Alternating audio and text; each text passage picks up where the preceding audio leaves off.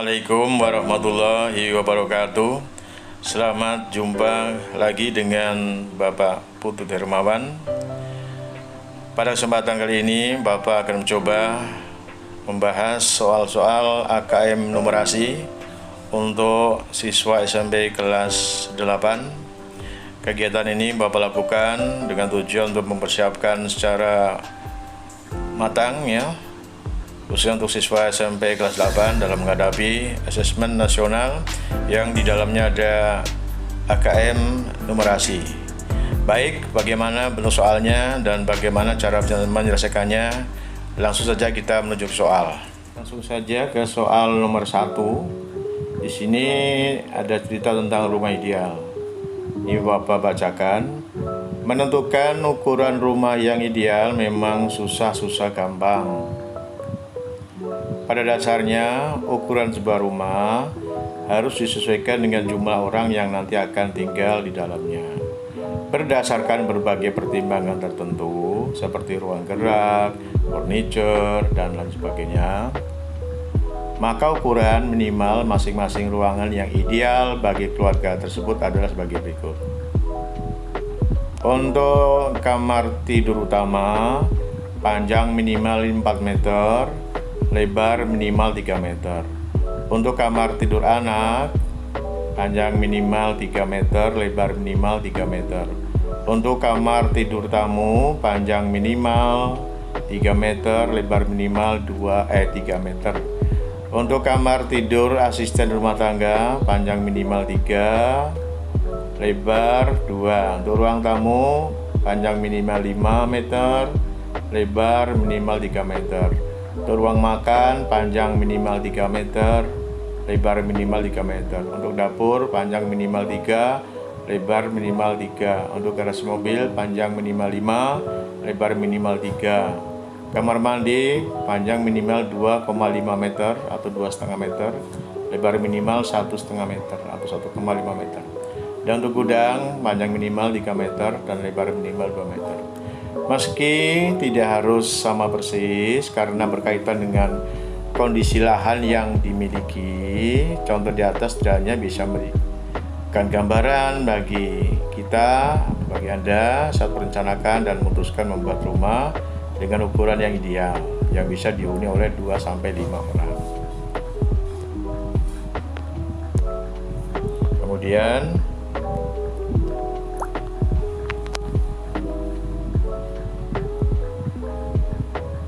ini soal nomor 1 ya anak-anak ya. Soal nomor 1, Pak Ali berencana akan membangun sebuah rumah yang akan dihuni bersama dengan istri dan 1 anaknya. Kriteria rumah yang ingin dibangun Pak Ali adalah sebagai berikut. Nomor 1, Pak Ali tidak memiliki asisten rumah tangga, sehingga tidak membuat kamar asisten rumah tangga. 2, Pak Ali tidak membuat kamar khusus tamu. Yang ketiga, Pak Ali ingin membuat 2 buah kamar mandi. 2 kamar mandi. Pertanyaannya, luas tanah minimal yang diperlukan Pak Ali jika ingin rumah yang dibangunnya termasuk kriteria ideal adalah, ini ada pilihan, ada 4 pilihan, kalian harus milih salah satu ya, di antara 4 pilihan ini. Untuk yang A, pilihan A 97,5 meter persegi, B 93,75 meter persegi, C 82,5 meter persegi, D 78,75 meter persegi ya. Kita coba bagaimana langkah-langkahnya, jawabannya apa? Baik, kita tulis kembali ya. Nah, ini tabelnya kita tulis kembali, di sini sudah ada. Ya, untuk kamar tidur utama panjang minimal 4 meter, lebar minimal 3 meter. Jadi luas minimalnya berarti panjang dikali lebar 4 dikali 3, hasilnya 12 meter persegi. Untuk kamar tidur anak, panjang minimal 3 meter, lebar minimal 3 meter. Jadi luas minimal 3 kali 3, 9 meter persegi. Untuk kamar tidur tamu tidak dibuat, jadi kosong ini. Demikian pula untuk kamar tidur asisten rumah tangga juga kosong. Untuk ruang tamu panjang 5, lebar 3, luas minimalnya 15 meter persegi. Ruang makan panjang 3, lebar 3, luas minimalnya 9. Untuk dapur panjang 3, lebar 3, luas 9. Untuk garasi mobil panjang 5, lebar 3, luasnya 15, minimal nih ya 15 meter persegi. Sedangkan untuk kamar mandi panjang 2,5 meter minimal, lebar minimal 1,5 meter, maka luasnya 2,5 kali 1,5, ini ketemu 3,75 ya. Namun karena direncanakan akan dibuat 2 buah, maka dikalikan 2. 3,75 dikali 2, temunya 7,5. Dan untuk terakhir untuk gudang panjangnya 3 meter, lebar 2, maka luasnya minimal 6. Hingga kita jumlahkan semuanya ini ya, dari atas sampai bawah, dijumlah semuanya luasnya adalah 82,5 meter persegi. Ini minimal. Ini ukuran ideal minimal nih. Kita teruskan. Soal tadi jawabannya apa tadi anak-anak? Ya, jawabannya tadi adalah 82,5, berarti yang C ya. Jawabannya yang C. Jawabannya yang C tadi ya. Jawabannya C.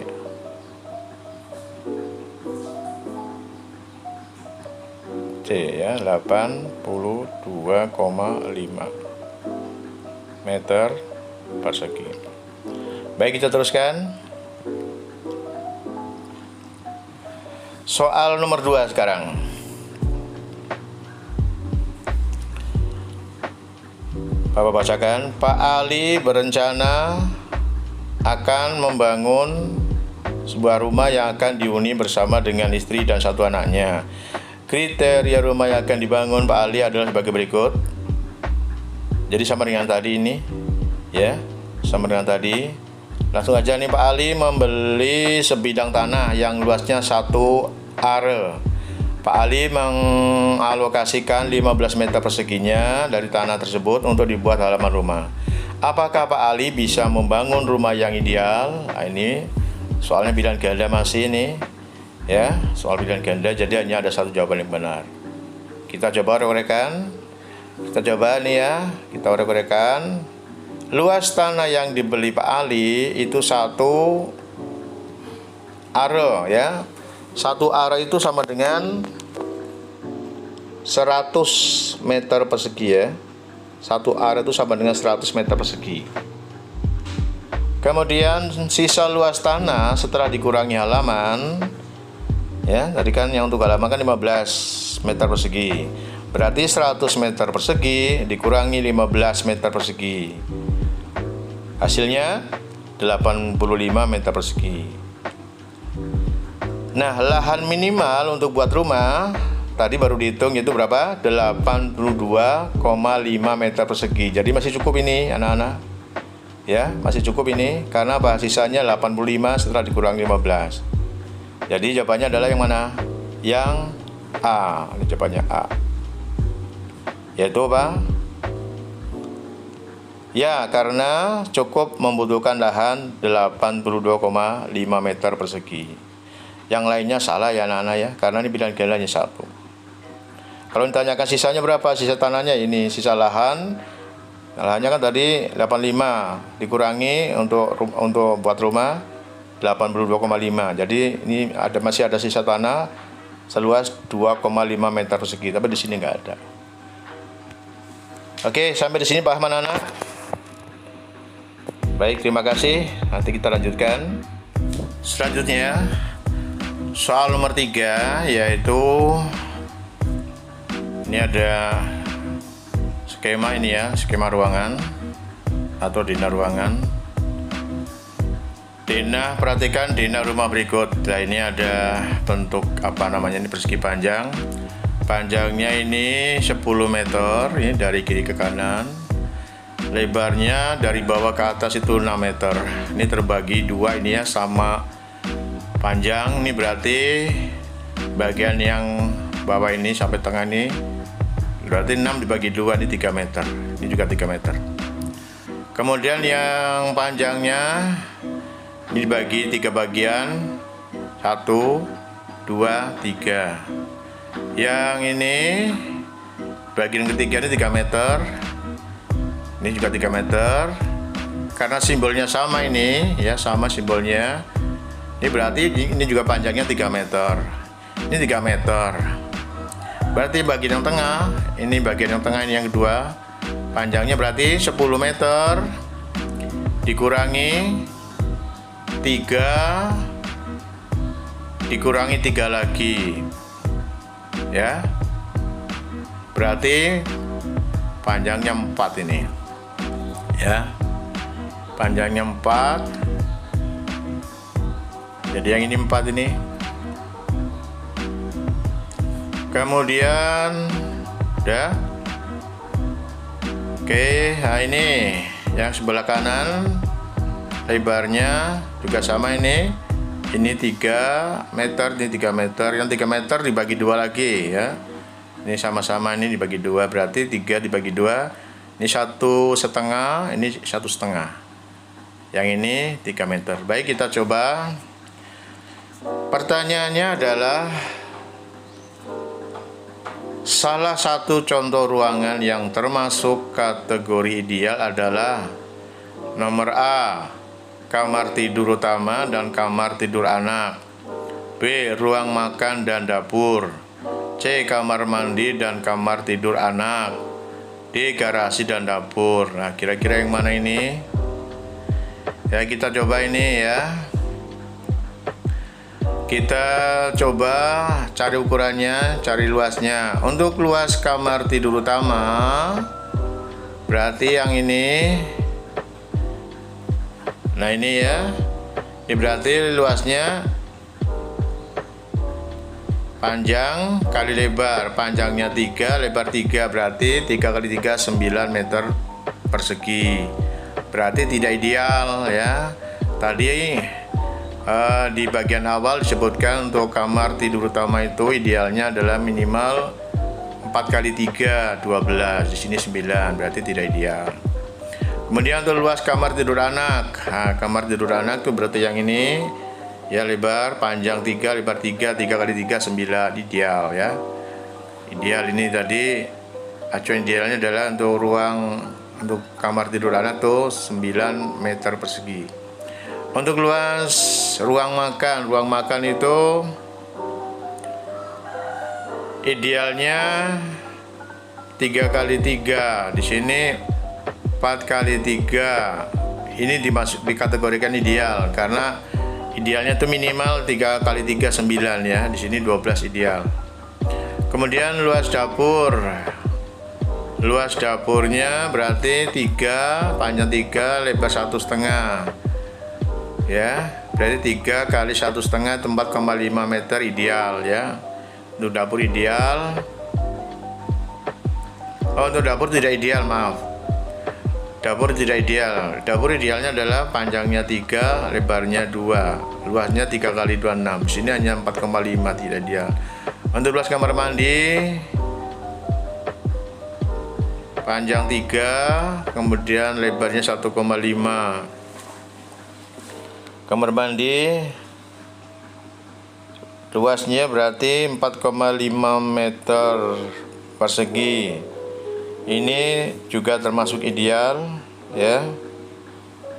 Coba kita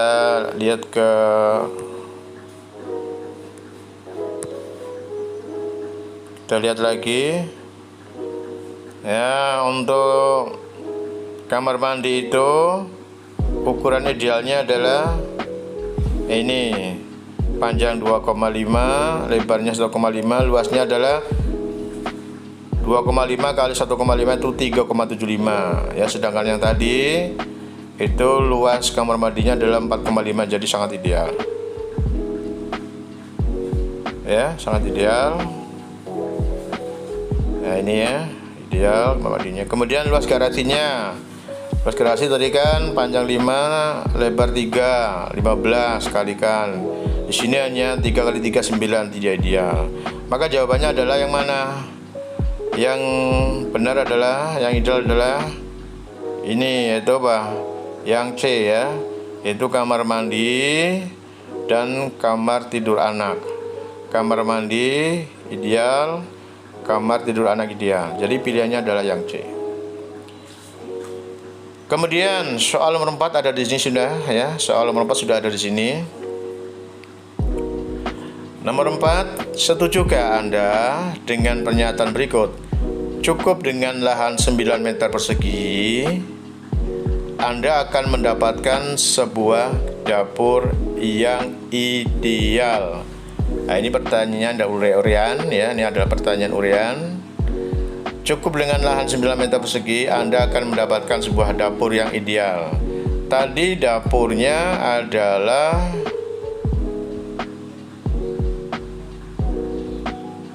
dapur. Oh, tadi sini ya. Dapur, ukuran dapur ideal adalah, kita lihat kembali untuk dapur. Untuk dapur itu ukuran idealnya adalah panjang 3, lebar 3, berarti luasnya 9. 9 berarti ideal. Kalau ada pertanyaan, setujukah Anda dengan lahan 9 meter persegi akan mendapatkan sebuah dapur yang ideal? Jawabannya ya, setuju ya, karena dengan lahan 9 meter persegi kita sudah bisa buat dapur ukuran 3x3 yang mana masuk dalam ukuran ideal. Ini soal nomor 4, bentuknya IC ya, jadi memerlukan urean jawaban.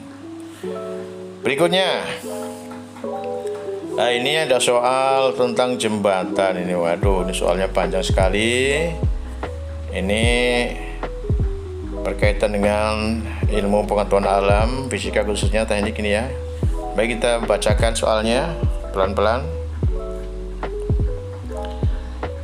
Jembatan rangka baja adalah struktur jembatan yang terdiri dari rangkaian batang-batang baja yang dihubungkan satu dengan yang lainnya. Ya, jadi nanti kalau ada soal soal KM yang pasti ada ada ureannya ya, ada ya, ada pendahuluannya, maka harus dibaca dengan cermat dan teliti ya, jangan dilewatkan satu kata pun. Tipe jembatan rangka batang ini memiliki jumlah yang banyak karena banyak para ahli yang mengembangkan ide-ide untuk jembatan rangka batang. Di antaranya sebagai berikut.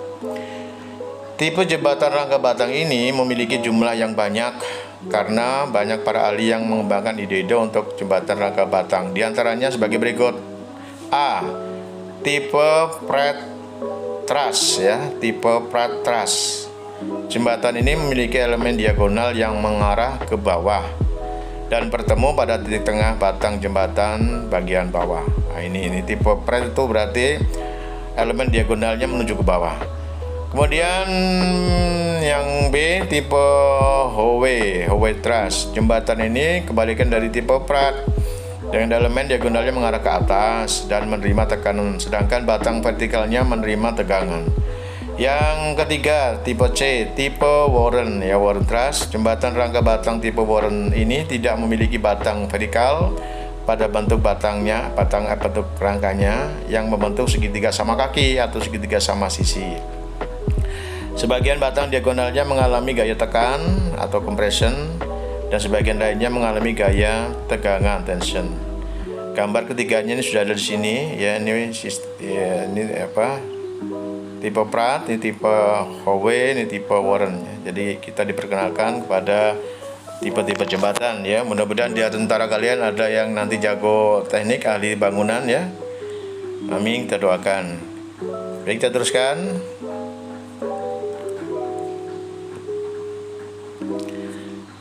Ini soal nomor 5 ya. Soal nomor 5. Berdasarkan ketiga tipe jembatan rangka baja tersebut, berikan kesimpulan tentang panjang rangka baja yang dibutuhkan untuk satu sisi jembatan sebuah sungai. Asumsinya jarak antar dua titik tumpu jembatan pada gambar di atas sama panjang dan tinggi jembatan sama tinggi. Nah, ini jawabannya adalah ini sudah digambarkan ya, ini sudah ada gambarnya.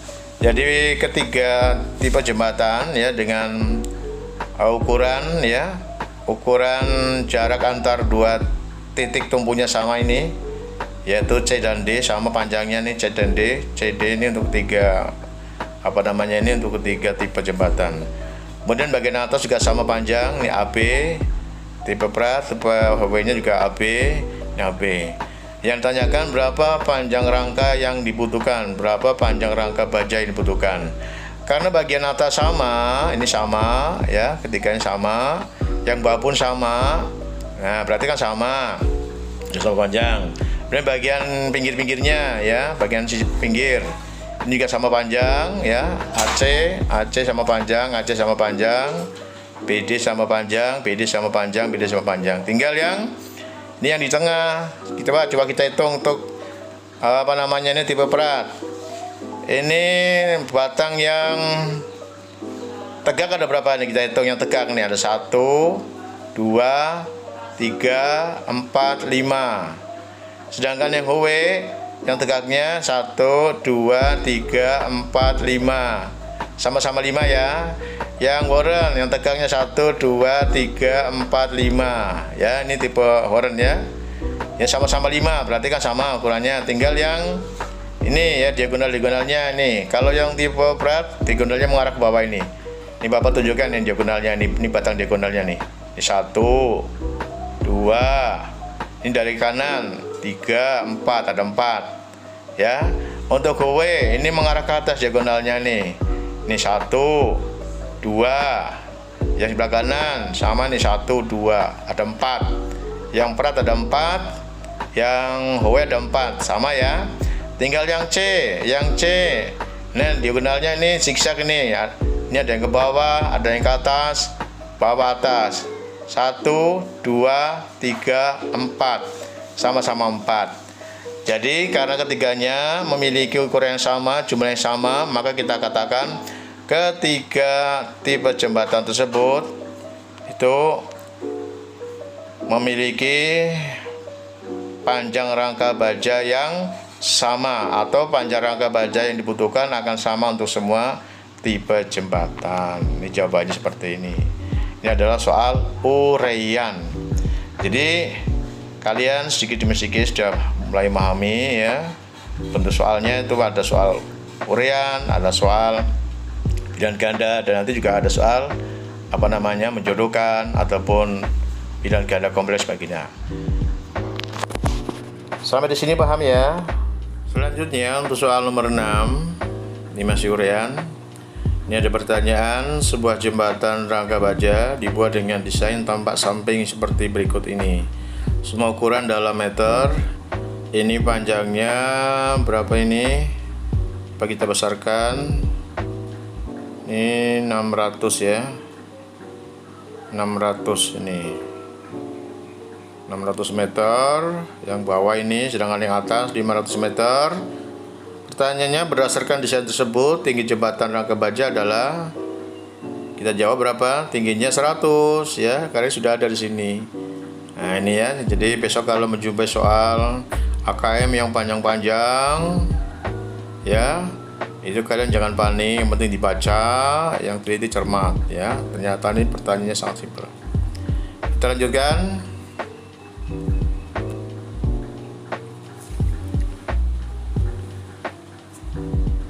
Oke, ini soal selanjutnya. Ini soalnya bentuknya uraian juga. Ini ada soal membuat kerucut ya. Topi ini, topi berbentuk kerucut ya. Ini Ali membuat topi berbentuk kerucut dan dari kertas karton untuk acara ulang tahun adiknya dengan langkah pembuatan sebagai berikut. Ini ada kertas karton ya, berbentuk persegi panjang, kemudian dibuat lingkaran menggunakan jangka ini. Nah, ini jari-jarinya 21 cm. Kemudian dipotong ini sepanjang setengah lingkar ini, jadilah seperti ini. Kemudian ditekuk ya, dilipat ya, sehingga berbentuk seperti ini ya, bentuk kerucut. Jadilah bentuk kerucut. Ari membuat setengah lingkaran dengan jari-jari 21 cm. Pertanyaannya, luas setengah lingkaran tersebut adalah berapa? Baik, kita coba cari luas. Kalau luas lingkaran itu pi R kuadrat ya. Berarti kalau setengah berarti setengah ya, setengah pi. Pi-nya seperti ini kali R kuadrat. Berarti setengah pi-nya ya. Pi-nya berapa ini? Pi-nya kita pakai 22/7 ya. Karena jari-jarinya 21 itu merupakan lipatan 7. Jadi ini kita pakai 22/7. Jari-jarinya 21 kali 21. Nah, seperti ini. Ini coret, ini 3. Coret 11. Dari 11 kali 3 itu 33. Ya. 33 kali 21. Nah, sama dengan 693 ini. Nah, ini ketemunya ya. Jadi luas setengah lingkaran yang akan dipakai untuk membuat topi berbentuk kerucut ini luasnya 693 meter persegi. Iya, sudah terjawab. Kemudian nomor soal berikutnya, Ari akan membuat 40 buah topi berbentuk kerucut untuk acara ulang tahun ya. Jadi tadi luasnya itu per topi atau per kerucut itu 693. Kemudian Ari akan membuat topi sebanyak 40 dengan ukuran yang sama. Pertanyaannya, berapa lembar kertas karton berukuran ini 30 cm kali 42 cm yang diperlukan jika panjang jari-jari kertas karton berbentuk setengah lingkaran ya, masih acak itu 21 cm. Jadi seperti ini anak-anak, ini perhatikan, ini sudah Bapak gambarkan ya. Ini ukuran kartonnya ini ya, persegi panjang ya, ukuran kartonnya persegi panjang. Ini panjangnya 42 cm, ini lebarnya 30 cm. Kemudian akan dipakai untuk membuat apa namanya ini setengah lingkaran. Nah, setengah lingkarannya karena jari-jarinya 421, maka diameter itu kan 2 kali jari-jari ya, 2 kali R. R-nya 21, 2 kali 21 berarti 42. Berarti pas ini panjangnya ya, panjang karton dengan apa namanya ini diameter daripada kerucutnya itu sama, pas. Sedangkan tingginya ataupun lebarnya, lebar karton masih sisa nih segini nih. Lebarnya masih sisa, sehingga praktis logikanya satu karton itu untuk satu topi ya. Karena topi yang akan dibuat 40, maka banyaknya karton tentu juga sebanyak berapa? Iya, 40 ya, ini 40 lembar. Jadi jawabannya C. Ya, demikian ya. Ini soal yang ini sudah dipahami ya. Baik, kita lanjutkan. Soal berikutnya, ini masih urean. Jika jari-jari kertas karton berbentuk setengah lingkaran adalah 21 cm, berapakah tinggi maksimum topi kerucut yang dibuat Ari ya? Tinggi maksimumnya berapa? Kalau jari-jari kerucut ya, ini bahan untuk membuat apa namanya ini kerucut, ini jari, bukan jari-jari kerucut tapi jari-jari ini ya, jari-jari apa namanya ini ya, kalau di bangun ruang sisi lengkung ini namanya selimut ya, selimut kerucut. Ini jari-jari selimut kerucut 21, maka setelah dijadikan kerucut, maka tingginya itu tidak mungkin lebih dari 21. Paham ya anak-anak ya, tidak mungkin lebih dari 21. Jadi tinggi maksimum dari kerucut tidak akan melebihi jari-jari lingkaran. Pokoknya kurang dari 21 ya, itu jawabannya. Di sini kita menggunakan logika berpikir penalaran ya, tidak ada angkanya. Untuk nomor 10, dengan menggunakan kertas karton berukuran 30 cm kali 24 cm, maksimum diameter topi adalah berapa? Tadi sudah diukur maksimumnya tadi 21 kali 2, yaitu 42 ya. 42 ini berarti 42 ini diameternya ya, yaitu 21 ditambah 21.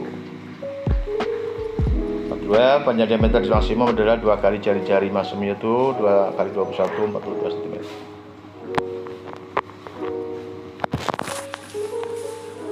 Kita lanjutkan soal yang berikut. Gambar berikut merupakan desain atau template ya yang belum lengkap untuk membuat limas segi 4 dari kertas dan menggunakan lem pada beberapa bagian sisinya. Nah, ini ada apa namanya ini? Ada jaring-jaring ya, ini jaring-jaring limas segi 4 ya, limas segi 4 ya. Itu limas segi 4 itu mempunyai berapa sisi? Sisi ini sisi alasnya, ini sisi tegaknya. Sisi tegaknya ada berapa ini? Ada 4 ya, semuanya ada 6 sisi ya. Oh, ada 5 sisi ya. Ini alasnya, yang ini sisi tegak. Jadi ada 5 semuanya. Pertanyaannya, bagian sisi ya untuk tempat lem yang tepat ditempelkan pada sisi bernomor. Bagian sisi untuk tempat lem yang tepat ditempatkan pada sisi bernomor. Untuk pengeliman itu harus bertemu ya, sisi dengan sisi. Kalau enggak bisa. Ya mungkin bertemu kalau sisi 1 nomor 1 sama 6 ya. 1 sama 6 mana ini? Satunya ini dengan 6. Ini nggak mungkin bertemu nih kalau ditekuk-tekuk nih ya. Ini kalau dilipat 1 6-nya nggak ketemu. Jadi nggak bisa ya. Tidak bisa dilem. Kemudian nomor B 2 dengan 4, 2 dengan 4. Ini juga nggak bertemu nih, 2 nggak, bukan pasangannya dengan 4. 3 dengan 4 lah, kalau 3 dengan 4 ini bertemu ini. Nah berarti yang bisa dilem adalah ya sisi bernomor 3 dan nomor 4 ini. Ini kalau ditekuk ini bertemu, ini bisa dilem. Jadi jawabannya adalah yang C. Oke. Paham ya anak-anak ya? Kita lanjutkan. Nah sekarang kita topiknya lain lagi. Ini topiknya adalah tentang apa ini? Tentang air ya. Tentang air nih. Cara akurat dan mudah untuk menghitung kebutuhan air untuk tubuh kita. Ini perhatikan. Jumlah air yang kita minum per harinya bervariasi. Ya, tergantung dari bobot atau berat badan kita dan juga aktivitas kita. Berbeda ya ini untuk setiap individu. Nah, ini salah satu cara untuk menghitung kebutuhan air tubuh kita, bersumber dari India Times. Wah, ini dari majalah ini. Langkah 1, ukur berat badan Anda dalam kilogram ya, diukur pakai timbangan berapa kilogram. Langkah yang kedua, bagilah dengan angka 30. Jadi setelah ditimbang dibagi dengan 30. Kenapa dibagi 30? Udah dari sononya aja, kita nggak tahu mas. Anak-anak kita nurut saja ya. Langkah yang ketiga, tambahkan ya berapa ini? Tambahkan lebih banyak air untuk aktivitas fisik. Nah, maksudnya begini, jika berolahraga Anda mungkin kehilangan banyak air melalui keringat. Tambahkan 0,35 liter atau sekitar 350 ml setiap setengah jam setelah latihan. Jadi setiap setengah jam ini harus ditambah 0,35 liter. Harus ini ya, supaya kita tidak dehidrasi atau kurang air. Setiap setengah jam kita butuh 0,35 liter. Jadi jika berolahraga selama 1 jam setiap hari, tambahkan berarti 0,35 kali 2 yaitu 0,7 liter atau 700 ml. 350 kali 2 700 ml air ke dalam kebutuhan harian Anda. Santi, ini soalnya bilang ganda. Santi ingin mengetahui kebutuhan airnya dalam 1 hari. Santi kemudian mengukur berat badannya dan didapat hasil sebagai berikut. Ini berat timbangan Santi, kita baca berapa ini 50 angka 50 kilo. Jarumnya menunjukkan angka berapa Stadium 1, 2, 3, 4, berarti 54 kg. Ini berat badan Santi 54 kg berdasarkan aturan ini. Ya, setelah diukur 54 kemudian dibagi dengan 30. 54 bagi 30 berapa ini? Silakan dibagi anak-anak. 54 dibagi dengan 30. Nanti ketemunya berapa ini? Jika hari itu Santi berolahraga selama 60 menit, berarti 1 jam, berarti ini tambahnya 0,7 liter. Jadi nanti setelah 54 dibagi 30, kemudian tambah dengan 0,7. Maka jumlah airnya berapa yang dibutuhkan? Ya, kita coba.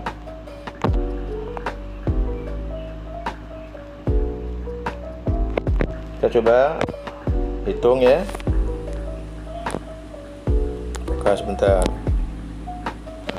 Kembalikan lagi. Kita hitung kebutuhan air, berarti ya, ini kebutuhan air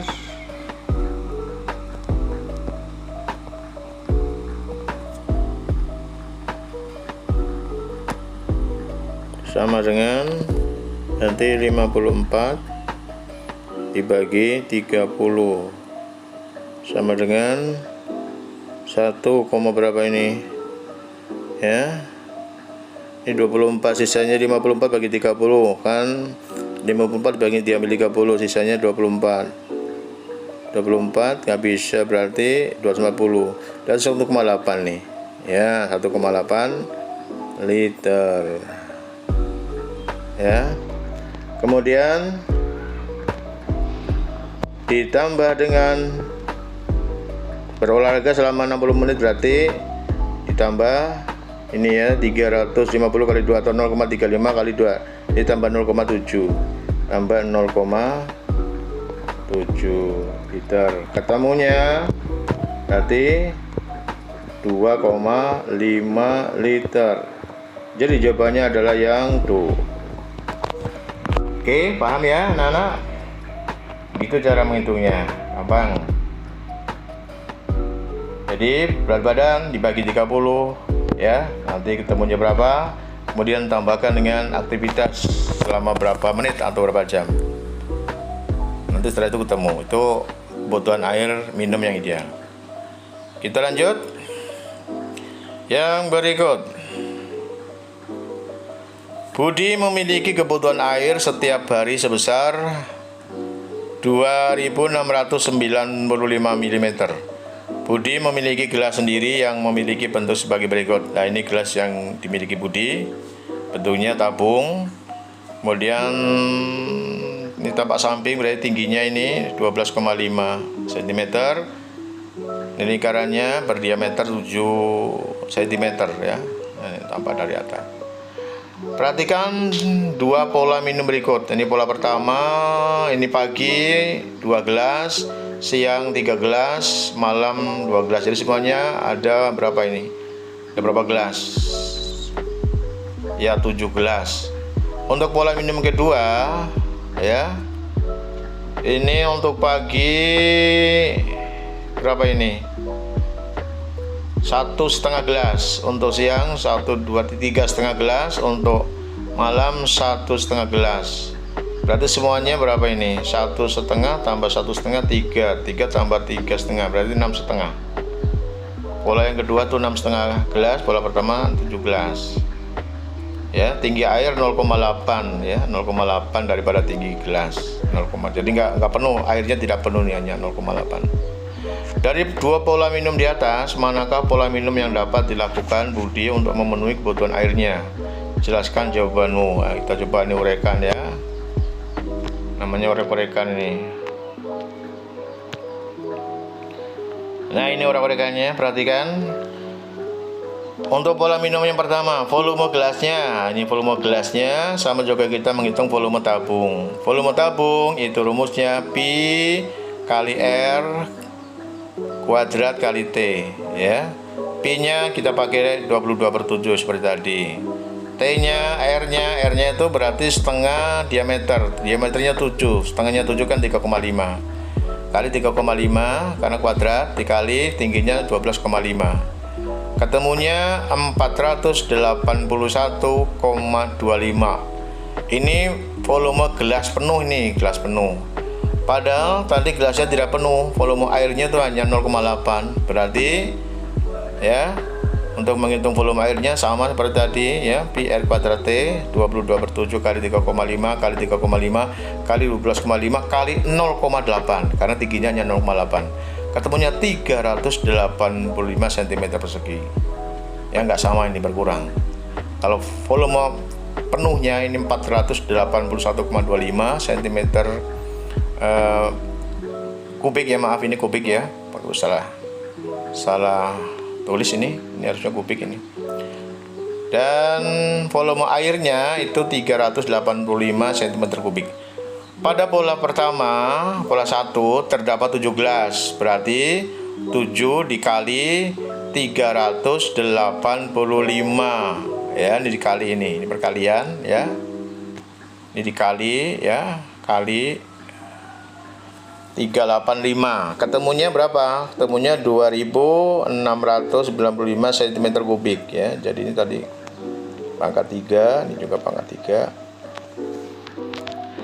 Untuk pola yang kedua, pola minum yang kedua itu terdapat 6,5 gelas, berarti 6,5 dikali 385 ya, 385, satu gelas isinya 385. Ketemunya 2502,5 cm kubik.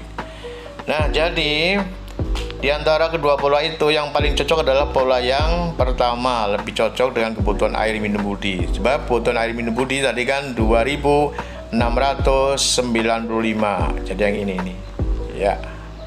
Oke, kita lanjutkan. Ya, soal seperti itu ya. Semakin paham anak-anak ya soalnya ya. Kita banyak berlatih supaya kita semakin familiar dengan soal-soal tersebut. Kita lanjutkan. Oke, ini soal berikutnya. Pertanyaannya, apakah slogan di bawah ini cocok untuk Banu yang setiap hari berolahraga selama 30 menit? Memiliki berat badan 48 kg dan volume air yang dituangkan ke dalam gelas rata-rata 250 ml atau cm kubik. Nah, kita cocok apa enggak ini slogannya nih ya? Sehari minum 8 gelas. 1 gelas itu 250 ml. Kita coba. Karena berat badannya 48, tadi aturannya 48, berat badan dibagi 30. Ketemunya 1,6 liter. Kemudian kebutuhan air minum selama 30 menit ya, berarti kalau tadi kan 30 menit kan kebutuhannya 0,35, berarti ditambah 0,35, berarti kebutuhan airnya adalah 1,6 ditambah 0,35, ketemunya 1,95 liter ini ya. Nih kebutuhannya, nih ketemunya. Kita coba ya, cocok pada ini. Kita coba slogan 8 gelas ya sehari. A 250 ml ya, setiap gelas 250, berarti 8 dikalikan dengan 250 ya. 8 dikali 250 ya, ketemunya 2000. Nah, 2000 dengan ini ya 1,95 liter itu berarti 1950. Ini mililiter. Ini juga mililiter. Nah, ini kan beda tipis ya, beda tipis ya. Sehingga bisa dikatakan, boleh dikatakan ya, apa namanya, slogannya Budi, minum air sebanyak 8 gelas dengan kebutuhan tadi olahraga selama 30 menit ya, berat badannya 48, itu boleh dikatakan cocok ya. Cocok karena bedanya tipis ya, antara 1950 dengan 2000 tuh bedanya 50. Boleh dikatakan cocok, ideal ya. Bisa dipahami ya anak-anak ya. Oke, nanti kita lanjutkan kembali. Terima kasih.